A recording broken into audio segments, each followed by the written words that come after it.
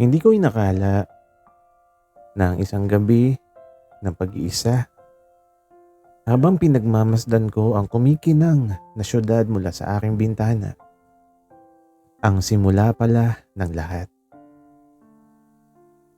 Malamig ang hangin at ang bawat hikbi ng gitara mula sa playlist ay tila nagsasayaw sa katahimikan ng apartment. Single ako, 30-something na. At isang freelance graphic designer, normal ang buhay ko. Nakakasawa ko minsan pero masaya rin naman. At iyon ang akala ko. Nagsimula ang lahat kay Charlie. Nakilala ko siya sa isang art exhibit, isang lugar na karaniwan kong pinupuntahan para maghanap ng inspirasyon. O kung minsan, para lang magpalamig. Nakasuot siya ng isang plain white shirt at ripped jeans. Pero may kakaiba sa paraan niya ng pagdadala ng sarili. May mahabang buhok siya na tinali sa isang messy bun. At ang kanyang mga mata, kulay tsokolate at puno ng mga kwentong hindi ko pa naririnig. Siya yung tipo ng tao na tinititigan mo ng matagal. Hindi dahil kapansin-pansin ang kanyang forma, kundi dahil sa magnetismo ng kanyang presensya.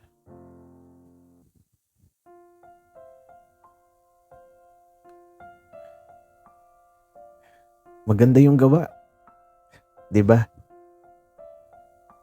Tanong niya nang mapansin niyang kanina pa ako nakatitig sa painting sa harap namin.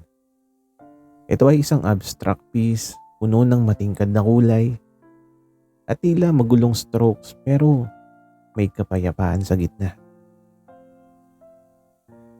Oo. Sagot ko na medyo nabigla dahil sa biglang pagsasalita niya. At ang sabi ko pa, may buhay. Ngumiti siya at doon nagsimula ang unti-unting paghila sa akin ng isang alon na hindi ko alam na kailangan ko. Nagkwentuhan kami ng gabing yon hanggang sa magsara ang exhibit. Nalaman kong si Charlie ay isang photographer. Mas bata siya sa akin ng ilang taon. Halos 25. May passion siya sa sining na mas matindi pa sa akin. Ang bawat kwento niya tungkol sa kung paano niya nakikita ang mundo sa pamamagitan ng kanyang lente ay tila isang tula. Napansin kong may pilat siya sa ilalim ng kanyang kaliwang mata. At sa tuwing gumingiti siya ng malalim, lalo itong lumalabas. Nagpalitan kami ng contact number. Hindi ko inakala na gagawin ko yon. Lalo na sa isang estranghero na kasing mysterious ng mga art pieces sa exhibit. Pero may iba kay Charlie. Ang mga sumunod na linggo ay napuno ng text messages at minsan bigla ang tawag. Madalas kaming nagkikita sa coffee shops o minsan magkasama kaming nag-a-attend ng iba't ibang events na may kinalaman sa sining. Napansin kong mas nagiging maliwanag ang mundo ko sa tuwing kasama ko siya. Ang dating normal at nakakasawang buhay ko ay tila nagkaroon ng mga bagong kulay, mga bagong tunog, at mga bagong amoy. Parang pinipinta niya ang aking mundo gamit ang kanyang mga kamay. Isang araw, niyaya niya akong pumunta sa La Union. Kailangan niya raw kumuha ng mga litrato ng mga surfers at mga magagandang sunset doon. Sama ka, Migs. Sabi niya sa telepono. Ang boses niya ay may malambing at nag-aanyaya. Kailangan ko ng kasama, tsaka masarap ang dagat doon, sabi pa niya. Nag-aalangan ako nung una. Never pa akong nag-solo trip kasama ang isang kaibigan na bagong kakilala lang, pero may kung anong puwersa sa boses niya ang nagtulak sa akin na pumayag. Siguro dahil gusto kong malaman kung ano pa yung mga kaya niyang ipakita sa akin. O baka dahil gusto ko lang malaman kung ano pa yung kaya kong maramdaman. Ang biyahe papuntang La Union ay puno ng tawanan at malalim na usapan. Nalaman ko ang mas maraming detalye tungkol sa buhay ni Charlie. Ang kanyang pamilya, ang kanyang mga pangarap, ang kanyang mga takot. Nakakatuwang isipin na sa maikling panahon tila nawala lahat ng barriers sa pagitan namin. Naramdaman kong safe ako sa kanya. Pagdating namin sa resort, napakaganda ng tanawin. Malawak ang dagat. At ang bawat alon ay tila nagsisimula ng isang bagong kwento. Kami lang ang nasa isang room. 2 single beds. Walang awkwardness. Normal lang. Parang magkapatid. O baka iyon lang yung sinasabi ko sa sarili ko para hindi ko maramdaman ang lumalaking init sa loob ko. Sa unang gabi pagkatapos ng dinner, naglakad kami sa tabing dagat. Malamig ang buhangin sa aming mga paa at ang hangin ay nagdadala ng amoy ng asin at kalayaan. Naka-shorts at t-shirt lang kami. Nakita ko si Charlie na nakatingin sa akin at sa ilalim ng liwanag ng buwan, ang kanyang mga mata ay lalong nagiging misteryoso. Migs, salamat at sumama ka. Bulong niya. Ang boses niya ay halos nawawala sa tunog ng mga alon. Ngumiti ako. At ang sabi ko, walang anuman Charlie, masaya ako. Naupo kami sa buhangin, pinagmasdan ng kawalan ng bituin sa kalangitan. May isang tahimik na sandali na tila huminto ang oras. Nagulat ako nang bigla niyang hinawakan ng kamay ko. Ang kanyang palad ay mainit at ang bawat ugat na humahawak sa akin ay tila nagpapabilis ng tibok ng puso ko. Hindi ko siya tinanggalan ng kamay. Hinayaan ko lang. At ang sabi niya, at alam mo Migs, may kakaiba sa'yo. Hindi ako sumagot. Naghintay ako sa susunod niyang sasabihin. Habang ang bawat nerve sa aking katawan ay naghihintay. Parang may dalang kapayapaan ang presensya mo. Ang sarap mo kasama. Wika pa niya. Sa mga sandaling yun naramdaman ko kung anong matagal nang nakakulong sa loob ko ay tila gustong kumawala. Gusto kong sabihin sa kanya na ganon din yung nararamdaman ko pero pinili kong manahimik. Kinabukasan, maaga kaming nagising. Nag-surf lesson si Charlie habang kinukuhaan ko siya ng mga litrato. Ang ganda niyang tingnan sa surfboard. Ang kanyang katawan ay muscled pero slim. Ang bawat galaw niya ay parang sayaw sa alon. May suot siyang board short lang at ang kanyang katawan ay tila nilikha ng mga Diyos ng dagat. Nang matapos siya, lumapit siya sa akin. Basa ang buhok at katawan. Ang bawat patak ng tubig ay tila kumikinang sa ilalim ng araw. Gutom na ako, Migs. sabi niya, at ang ngiti niya ay laging nakakahawa.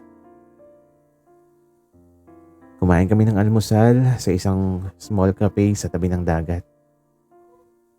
Habang kumakain kami, ramdam ko yung titig niya sa akin. At ang sabi niya, alam mo, mas bagay sa'yo ang kulay asul.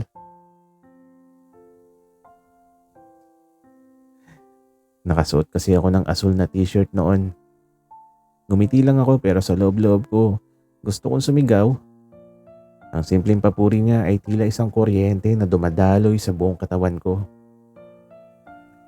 Sa hapon, pinapanood namin ang sunset. Ito yung favorite time ko sa dagat.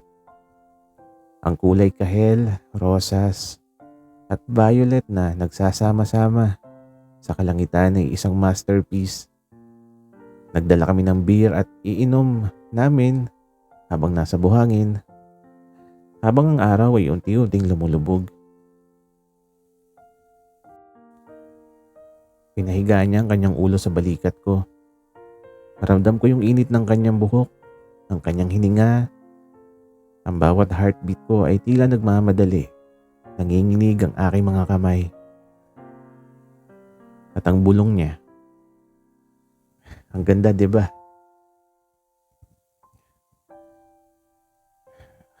Oo, sagot ko. Pero hindi ang sunset ang tinutukoy ko. Niyakap niya ako ng mahigpit at ang sabi niya, salamat Migs. Salamat sa lahat. Nagulat ako nang hinalikan niya ang pisngi ko. Isang mabilis na halik pero sapat na para magulantang ang buong pagkatao ko. Ang kanyang labi ay malambot at ang bawat diin niya sa akin ay tila isang pangako. Noong gabing yun, hindi ako makatulog. Ang bawat galaw ni Charlie sa kabilang kama, ang bawat buntong hininga niya ay tila musika sa aking pandinig. Gusto kong tumayo, lapitan siya at sabihin sa kanya ang lahat ng nararamdaman ko pero natatakot ako. Natatakot ako na baka hindi kami pareho ng nararamdaman. Natatakot ako na masira ang magandang friendship na nabuo namin. Kinabukasan, umuwi kami. Tahimik ang biyahe ngunit punong-puno ng tensyon. Hindi ko alam kung ako lang ba ang nakakaramdam nito. May mga pagkakataon na nagkakatinginan kami sa rearview mirror at ang bawat tingin ay tila nagdadala ng 1,000 kwento. Pagbalik namin sa Maynila, bumalik yung normal na buhay namin. Nagpatuloy ang pagte-text, ang pagtawag, ang pagde-date sa coffee shops, pero may nagbago. May isang hindi nakikitang wall na tila nabuo sa pagitan namin. O baka ako lang yung nagtayo nito. Isang linggo pagkatapos ng La Union trip, nag-ayang uminom si Charlie sa kanyang apartment. Sabi niya gusto niya daw na mag-chill. Kaya nagdala ako ng beer at nag-order kami ng pizza. Ang apartment niya ay minimalist pero may mga artwork sa dingding. Puno ng mga litrato niya. Karamihan ay black and white na nagpapakita ng kanyang pagiging seryoso sa sining. Umupo kami sa kanyang sopa. Ang TV ay nakabukas pero walang nanonood. Nakikinig lang kami sa background music at ang bawat sandali ay tila may gustong sabihin. At ang sabi niya bigla, Migs, may gusto akong tanong sa'yo. Kumunot yung noo ko at ang sabi ko, ano yun?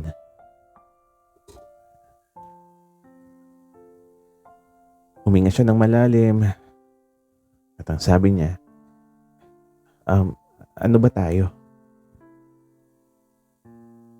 Ang tanong niyang yun ay tila isang bomba na sumabog sa aking harapan.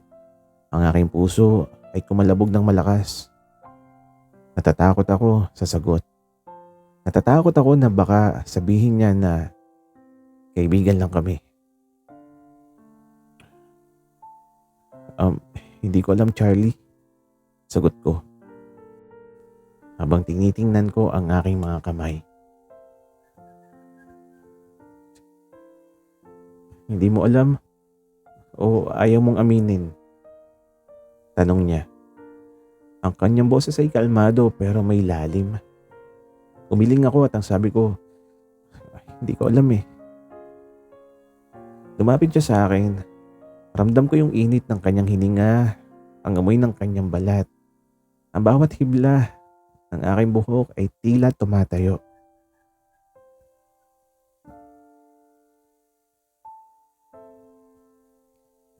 Migs, bulong niya.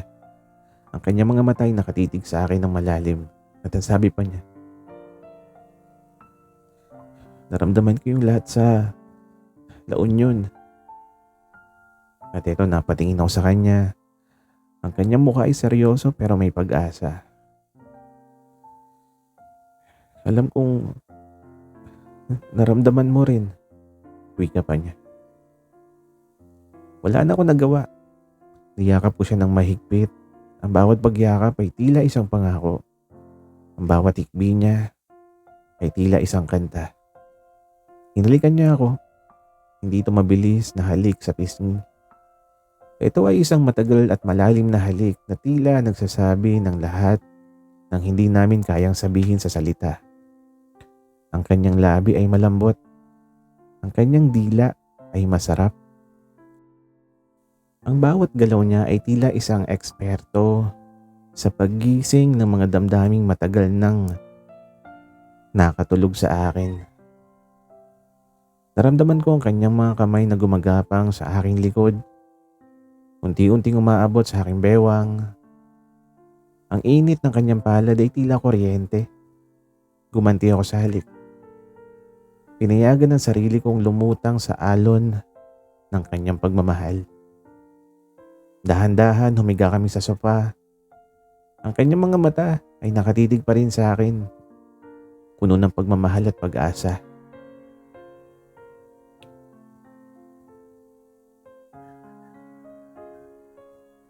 Migs, gusto kita. Bulong niya. At sa bawat pagbulong niya ay tila naglalabas siya ng lahat ng kanyang sikreto. Hindi ko na napigilan. Kaya sabi ko, gusto rin kita, Charlie. Matagal na. At ang bawat halik, ang bawat hawak, ang bawat galaw ay tila nagsasabi ng isang kwentong matagal nang gustong isigaw. Unti-unting nawala ang aming mga damit. Ang init ng kanyang balat laban sa akin ay tila apoy na nagpapaningas ng aking damdamin. Ang bawat ubad na parte ng kanyang katawan ay tila isang sining na hindi ko pa nakikita. Ang bawat haplos niya sa aking balat ay tila naglalabas ng mga bagong sensasyon. Ang kanyang mga labi, ang kanyang dila, ang kanyang kamay, lahat ay tila nagsasayaw sa ritmo ng aming puso. Ang bawat buntong hininga ay tila musika sa aming tenga. Ang gabi ay napuno ng init at pagmamahal. Ang bawat galaw niya ay tila nagtuturo sa akin ng isang bagong mundo. Ang bawat pagdikit ng aming katawan ay tila nagsasabi ng isang pangako na magiging kami. Na sa wakas, nahanap na namin ang isa't isa.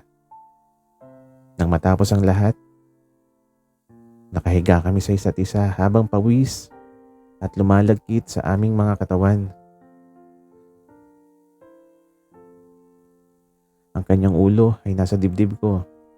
Ang kanyang kamay ay nakahawak sa aking bewang. Ang aming mga puso ay magkasabay na pumipintig. Migs, salamat. Bulong niya. Ang kanyang boses ay pagod pero masaya. Hinalikan ko ang kanyang buhok at ang sabi ko, wala nga naman, Charlie. Salamat din. Sa gabing yun Hindi lang ang aming katawan ang nagdikit, ang aming mga kaluluwa ay tila nagsama. Lumikha ng isang bagong kwento na hindi pa namin nakikita ang dulo. Ang dating normal at nakakasawang buhay ko ay napuno na ngayon ng mga bagong kulay, mga bagong tunog at mga bagong amoy. At sa gitna ng lahat ng yon, naroon si Charlie. Ang alon na nagpabago sa takbo ng aking mundo. Kinabukasan pagising namin, mas masaya ang araw. Ang sikat ng araw ay tila nagdadala ng bagong pag-asa. Nag-almusal kami, nagkwentuhan, at nagplano ng mga susunod na adventure. At hindi na kami kailangan magtago. Hindi na kami kailangan mag-alala. Mula noon, mas lalo kaming naging malapit. Ang bawat araw ay isang bagong chapter sa aming kwento. Masaya, masigla, puno ng pagmamahal. Ang bawat haplos niya, ang bawat halik, ang bawat yakap niya ay tila nagpapaalala sa akin na tama ang desisyon kong sumama sa alon. At sa tuwing nakikita ko yung pilat sa ilalim ng kaliwang mata, at sa tuwing umingiti siya ng malalim, alam kong nahanap ko na yung aking tadhana. Ang mga braso ni Charlie sa kanyang pagmamahal, nahanap ko ang kapayapaan na matagal ko nang hinahanap. At ang alon na nagdala sa amin sa isa't isa ay patuloy na nagdadala sa amin sa mas malalim na pag-ibig. Sana'y nagustuhan nyo ang aming kwento. Maraming salamat sa inyong pakikinig.